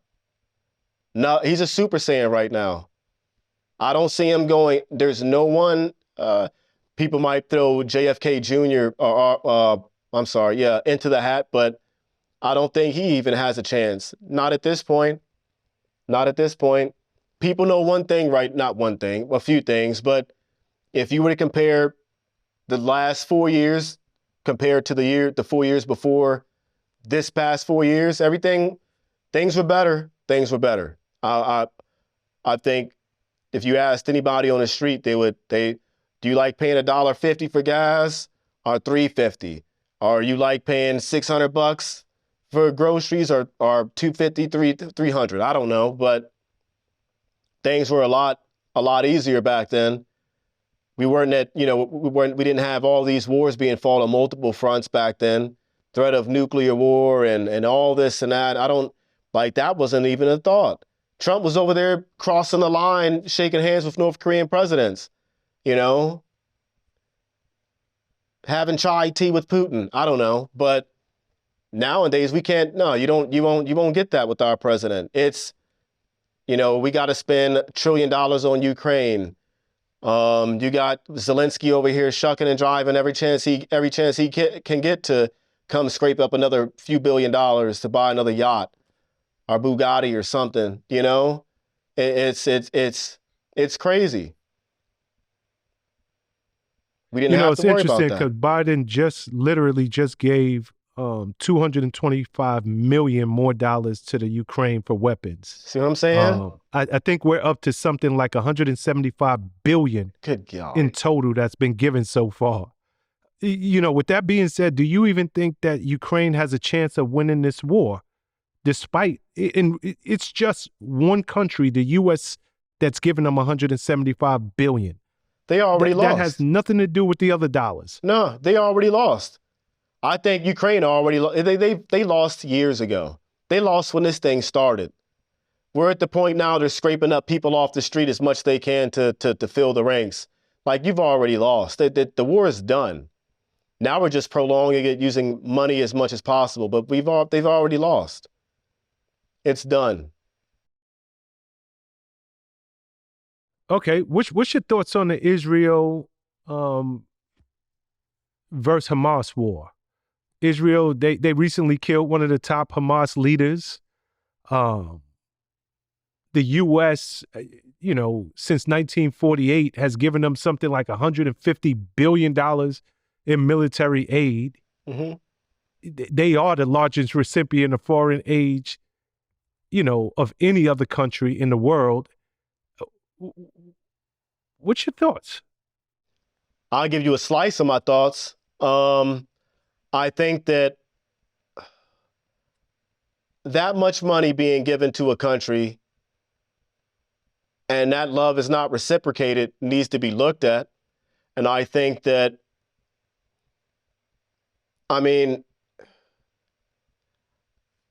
don't like paying money to go see, to have any innocent person killed, bombed, slaughtered. I don't support it. No one over there never did nothing to me. And I think America needs to be in that mindset. Like, is nobody messing with us? Why are we always in someone else's business? We're always helping out this country. We got to help this country. They're proxy wars. It makes it looks like it's all through finances, but it's not. We're helping them in more ways than that. But it's the support of more killing and more killing and more killing for what? Like, we've killed a lot of people, We've killed millions of people directly and indirectly just from funding. At some point, you got to start to look at, like, who's the real bad guy? We're starting more wars and making more enemies than anything else. We're bombing every nation in the Middle East, it seems like, every year. Every week there's some new story pops up. This number one guy died. Well, yeah, there's a number one guy last week, and the week before that was a number one guy. It's just always going to be a new number one guy. It's the story never ends. We're just wasting money. We're wasting money. We're wasting money. That's it. All so we can have our politicians can have a backing with the country. Yeah, I'm not going to say too much, but yeah, I think we're just in the back pockets of somebody else. I think America, the America that the dream that we've been told, like, there's an old saying that, you got to be a dream to believe it. The American dream, that's the only reason why it works, is because you got to be dreaming to believe it. Once you wake up, you find out, nah, we're being controlled and we're in the back. We're the little puppets of not even just one country, multiple countries. And you can see who pimps us out the most, who we go fight for the most, who takes most of our money. That's like a pimp and a prostitute on the street. She has all this money, but the pimp's going to come at the end of the day. He's not the one doing the work, but he's going to get the money. And that's what we're doing with these other countries. We're being pimped out. That's what it is. Now it's just coming to light. Not even coming to light. We're just seeing it more. And there's nothing we can do about it. Damn, I'm going to tell you, I love your unapologetic insight. And I gotta give you a chance to shamelessly plug your book. Please tell everybody the name of your book, where they can go find your book. We're going to continue with this conversation, but you're dropping so much. I want people to be able to go and learn about you just a little bit more from your words. Yeah, it's easy. I appreciate it. It's Reaper the Board, and you can find it on Amazon. It's Kindle, Audible, paperback, all formats, but Amazon, Reaper the Board. Thank you. Yeah, people really need to go see it. That's an incredibly fascinating read. Go get that now. Something, Israel seems to be our only friend in the Middle East. Unless I'm missing something, if Israel went away, how would that affect the U.S. military presence in the Middle East, in your opinion? I don't think it would at all. I mean, depending on how far that down the rabbit hole you want to go, like to say Israel's our number one ally or friend, I wouldn't say that. I wouldn't say that. By far. By far. So you would not classify Israel as a friend to the United States? I think they're the biggest money grabber. I think they take the most money from us. But just because I give you all my money doesn't mean I'm your friend. You might just be a bully. Mm. Mm. Could be that. Damn, Nick. Hey. Okay. Wow. Didn't expect that answer. It goes deep. That's real talk. Hey, right. Yes, it does. Yes, it does. All right. By any chance, are you familiar with the rapper? And this is just totally off topic. Foolio?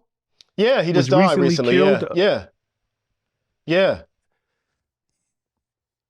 You know, it's interesting because, again, you know, we're talking about gun violence in our community. Foolio was killed. I believe it was on his 26th birthday. But if it wasn't on his 26th birthday, he was having a celebration for his 26th birthday. Yep. And he announced his party on IG and told people to DM him for the address. And come to find out, he was ambushed and gunned down with a military assault rifle. Yeah, yeah. Mistake number one, never let him know your moves. And he let everybody know his moves, where he was going to be, what he was doing. And like his MO was like bashing his dead ops, if that's what you want to call them. So karma's a bitch. And, you know, death is her husband. Damn, that's hard. Karma's a bitch and death is her husband. That's Lil Wayne. That's Lil Wayne. That's hard. Yeah. That's hard. And that's what happened to him. You know, and this leads us down a whole different conversation, but I mean, you're dissing your dead ops. You got to know that this is your fate. This can't simply be for fan base, for likes, for views. It can't be that simple. Why do you think this man was just celebrated 26 years on this planet. He had to know death was imminent. I am flirting with death every time I talk about somebody who is no longer here. They have somebody that loved them. They have somebody that when they hear this rhyme is going to be willing to come out and take my life as a get back. Why do you think that these rappers would put themselves in this situation? Clout, to be honest with you, clout's a hell of a drug. I think clout's worse than heroin. You know, clout's a hell of a drug and it's addictive. And I think that once you've experienced a certain amount of it, it's kind of hard you're always chasing that next clout level. And I think that's what gets a lot of these rappers in trouble, of just like chasing clout by using absurd, obnoxious, ways of doing so, of obtaining clout. And you play with the sword long enough, you're going to get cut. So I don't think, and some people I think don't care. I think everybody cares deep down, but some people, some people can be too much of a coward not to, this is going to sound jacked up, but some people can be too cowardly not to take their own life, so they entice others to do it for them. So it's not on their hands. And I think some people do that. They can be so hurt on the inside, they don't want to do it themselves, so they entice it and bring it on to where they won't have to carry that burden of taking their own life. They pass it on to someone else. Yeah, because I mean, you have to know that them bullets are going to start flying. You have to know my life's in danger. You have to know my family's life is in danger. Every time I step into the booth and I'm going after dead ops. Yeah. Yeah. You know, it's interesting because even as we're talking, I think of Tekashi 6ix9ine, and, you know, he was somebody who really walked that line. Yeah. But you don't even hear from him anymore. To say he got quiet. He got quiet. Yeah. Very much so. Yeah. That's the reason why. You can only play with that clout for so long and flirt with that death. That's why I left the military and left my line of work. You can only pull those cards so many times. Like, but eventually you got to be like, you know what? You can only flirt. Yeah, you flirt with death enough. Eventually you're gonna, you know when you can taste it. You know when it's coming. You're like, nah, I'm gonna give it a break for a little bit. Yeah. Okay, so even somebody like yourself, if I remember correctly, you had something like 6 tours of duty overseas. Mm-hmm. Yep. You're saying that you got to a point because at this point, number one, this is all you know. I've been doing this military thing since I was old enough to do it. Mm-hmm. You enlisted at what, 18 years old? 17. 17 years old. Mm-hmm. That's the first and the only real job that you knew at that time. Yeah, yeah. And you were damn good at it. You're saying you got to a point where consciously you knew, I flirted with this thing just a little too much. It's only a matter of time before that bullet actually hits me. 100%. I was watching, like, my last deployment, I saw guys get shot inches away from me. That was the most I've ever been shot at was that 4 months. Like, it was almost it was routinely almost every night I was getting shot at. My team, we were getting shot at 1,000 times. Thousands of times throughout my career. We've been, you know, it's only so much you can play with that lifestyle. I knew a guy with 14 deployments and he got hit on his 14th. You can only chase it for so long. And shout out to the guys, I guess, who keep doing it. But you walk away, you walk away dead somewhere. If you don't get it over there, you're going to bring it back over here stateside. You dead mentally, spiritually. You got PTSD. You're not the same as you were before you went over there. So a piece of you is gone. You lost too many friends. A piece of you is gone there. So either way, you died somewhere along the way. You accumulated enough death to have an effect on you. Nah, that's so real. That's so real. You know, I'm gonna wind this thing down, but I wanna ask you a few more questions before I let you go. More on the, I guess you'd say, the lighter side of things. Have you been keeping up with this Young Thug trial? No, I saw a clip of this one dude, Woody, I think. He was being funny. Yep. Yeah, I saw his clip. I'm like, I like that guy. That's who I would be. I don't know nothing. Yeah. Nah, I mean, this trial is literally, I mean, it's a shit show. Yeah, I've noticed that. This trial is crazy. I mean, it's been going on now for something like 18 months. Is not expected to end until 2025. It's the longest trial in Georgia history. Young Thug's lawyers just asked, or recently asked, that the judge presiding over the case recuse himself because he was having secret meetings with YSL Woody. This thing's just bonkers. Wow. It's money. How do you even think that this thing ends? Money. It's money. The longer we keep this trial going, the bigger the bill at the end of the day. And we know this rapper and what everything he brings to the table, they have money. They want to keep it that long. But you don't think this is an embarrassment to the state of Georgia? Oh, yeah. And the judicial system down there? 100%. But at the end, they laughing all the way to the bank at the end of the day. Who cares how embarrassing it is? At the end of the day, they got paid. Everybody got paid off of a 2-year-long trial that didn't have to be 2 years long. They got paid. Someone's getting paid. The court system's getting paid. Whatever they didn't make that last 2 years from the little court trials and speed and ticket trials, whatever they get, this YSL trial is going to be that'll accumulate, make up for all that on that end. The amount of money that's going into it, court fees, lawyer fees, everything. That's a lot of money. So again, how do you think this thing ends? Does he walk? Oh, Does he serve? he walks. Young Thug. He walks. I think he's going to walk because it's so much of a shit show at the end of the day. Like, if you have to prove to me without reasonable doubt, after 18 months, 2 years, my reasonable doubt's already there. We haven't nailed this thing yet. I'm good. I'm done. I just want to go home. I'm that type. If I'm in the jury section, that's how I'm voting. I'm done. I want to go home. They couldn't get this guy in 2 years, all the evidence. We're done. Let him go. They must not have enough. He's walking. We're literally in July 2024. Mm-hmm. They're saying that this thing is not expected to end until 2025.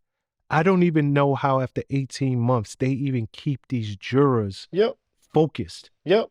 For at the bare minimum, another 5-6 months. Yep. And that's at the bare minimum. That's why it's not going to happen. The jury wants to go home. I would. That's why OJ got off too. One of the reasons why. Went on too long. People got tired of it, being trapped in a hotel. I just want to go home. Yeah, a speedy trial. It's not speedy. And there's so much reasonable doubt. Yeah, I mean, you're absolutely right. And I'm sure that those jurors are like, my God, get me out of here. Mm-hmm. You know, O.J. Simpson recently passed away. This was one of the most polarizing human beings to ever step foot on planet Earth. Captivated the American psyche for 30 years. I mean, more than that as a football player, but with that double murder that he was tried for and eventually acquitted of, his death, will go down in history, in and of itself. But yeah, I know you have done most of your killing with a gun. Do you think it was possible for OJ to kill those two people as brutally as he did? Or as he was tried for, how about that? Because he was never convicted. By himself, someone who has never killed anyone. He was this likable, fun-loving person. Can a person like that just kill two people with a knife? That up close and personal? And then go back to just being regular OJ? OJ was kind of crazy, though. OJ had something off about him. But, I mean, OJ was a big guy, too, and he played, like, professional football. People forget how strong professional football players are. Like, they can manhandle the average Joe Smo. Those are strong guys. If it wasn't by himself, yeah, I think he did it. By himself, I don't know. Who was that one guy, AC? He might have had something to do with it, too. One of them people, somebody living with OJ. Somebody has something. I don't know. But I think 100%, yeah, OJ did it. Yeah.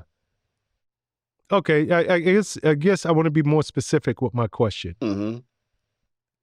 Psychologically, does a guy who was in the public eye, who was that liked, that beloved, a man of the people, who knows what you are behind closed doors, but psychologically, can you kill two people in cold blood, up close and personal, not with a gun, but with a knife, and then just go back to living your regular life? All the time. There's moms out here who kill their babies, and in brutal ways. People kidnap people all the time and kill them, and they never done it. OJ, we just got a chance to see OJ for who he was on camera. But I'm telling you, something was off about OJ. Dude was weird. Something was off about him. I don't know if it was weird or TBI. But something, he was a weird individual to begin with. But could he do it psychologically? Yeah. We only get shown the person on TV. Behind the scenes, behind closed doors, we don't know. We don't know. We don't know. We don't know. I might be Jeffrey Dahmer behind. I'm just playing. I'm not that behind the scenes, but we never know. We never know. I'm not. I'm just saying, you never know who somebody is off camera. Like, my history and who I am is, I can't hide that. Like, yeah, I used to kill people, you know? That's not nothing. I can't hide that. I'm not trying to portray, oh, I'm a self-righteous guy. I try to be now. I don't try to be a violent guy now, but there's no secret about it. If I had to do what I had to do, then yeah, I'd have no issue doing it. But I'm just not that person now. O.J. Simpson, on the other hand, I don't know who he was behind the scenes, you know? Obviously, somebody, they used to get into fights. He had the capability of being violent towards a female or to his significant other. So, I don't know. Yeah, I mean, that's one of them things that, I guess we'll never know for sure. Yeah.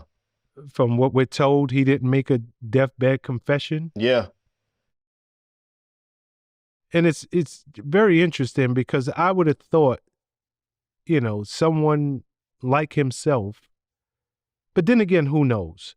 But I would have thought someone like himself would have left some type of note behind or video behind saying conclusively, y'all got it all wrong, or, he probably you got did it right, and thank God I'm out of here. He probably did. And it said, if the glove don't fit, you must have quit.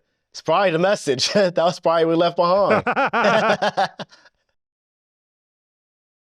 I'm out. Oh, man. Okay. Nah, I mean, OJ, he for the rest of eternity, I mean, I think everybody is pretty conclusive at this point. OJ did it. But, yeah. Will we ever know for sure? No. No. It'll be some gray area. Oh, yeah. Yeah.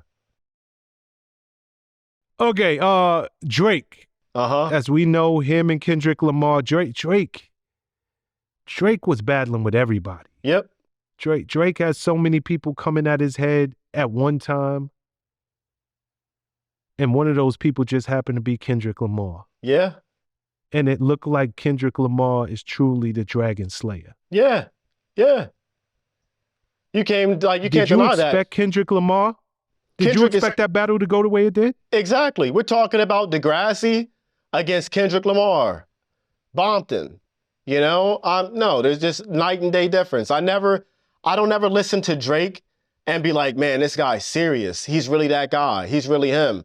I don't even listen to Drake like that. But when I hear Drake, like if I'm in Walmart or Target or something, going down the aisle, I'll be like, oh, that's that guy from Degrassi. But Kendrick Lamar, I'm like, you can look at Kendrick. And he's not that guy you just want to lyrically mess around with. That's like going after Eminem. Your average rapper wouldn't do that either. You don't want to get slaughtered like that. But yeah, Kendrick Lamar, of course, that's my guy.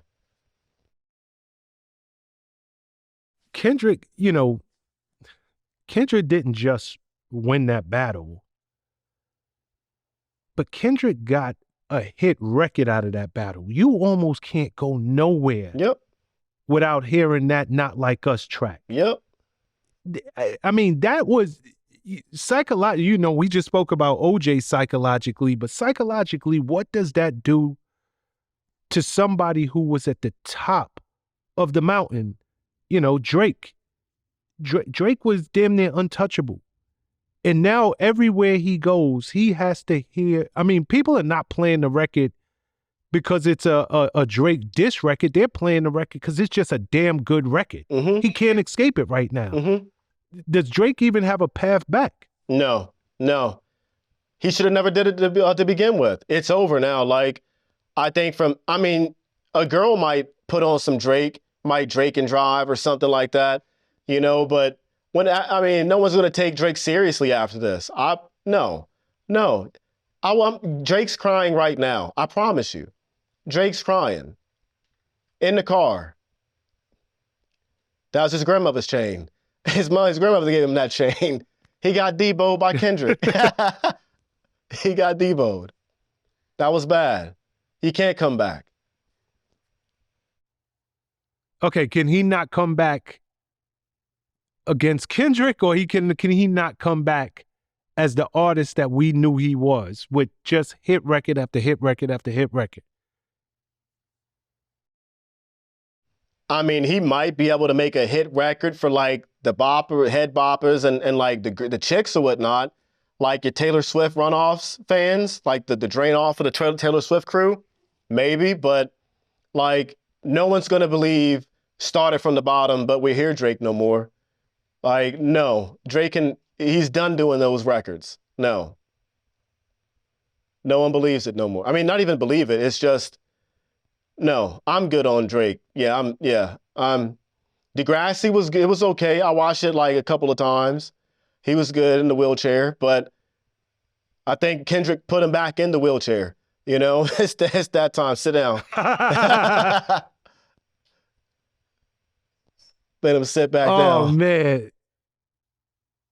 Well, I'm going to tell you this. I don't think Drake saw it coming. Mm-mm. And if I got, you know, I'm a Drake fan. So I'm going to just go out there and say that. Mm-hmm. I'm a Drake fan. I hated to see what happened to poor Drake. Like, real talk. Drake, to me, Drake, people can argue about Drake, but Drake, I mean, come on. That guy came out in 2008. Yeah. And he's been giving you hit records since then. Yeah. I mean, that's something like 16 years of straight heat. For him to be dethroned the way he was, I want to see him come back. I think that too many people were firing at his head at one time, and maybe that threw him off guard. I don't know what it was, but I'm rooting for him to come back. I hope everything you're saying is wrong, to keep it real, because I'm a Drake fan. I'm waiting for the next, I'll wait for the next Drake album or record to come out. I'll give it a listen. I'll give it a listen, but I don't think there's no coming back from that though. Not at that level. Like, Kendrick was a demon. It was not, that's scary. But he was warned though, he was warned. Yeah. He was warned. I mean, and keep it real, Kendrick's a good guy. Yeah. He really is. He's a good guy. And it was hard to root against him. But you just used the real word. He's a demon. Like, that dude. Yeah. Like, you could have started. Come on, man. I got a different level of respect for him, boy. Yeah. Like, don't mess with Kendrick lyrically at all. Nah, the kid is a beast. Yeah. Kid's a beast. All right. It's been my pleasure, Nick. I enjoyed these conversations just like I enjoyed all the other ones, man. I think that people who are just getting to know you are going to really love and respect your insight. And for those of us who are familiar with you and your insight, you just gave everybody exactly what they wanted from Sergeant Nick Irving. I appreciate you. AKA the Reaper. Thank you. I appreciate you, man. I appreciate it. Yeah, much love and continued support. And I know you got your little man off camera. You want to bring him in camera just to say what up to everybody? Oh, yeah. Oh. There we go. Say what's up, man. Hi.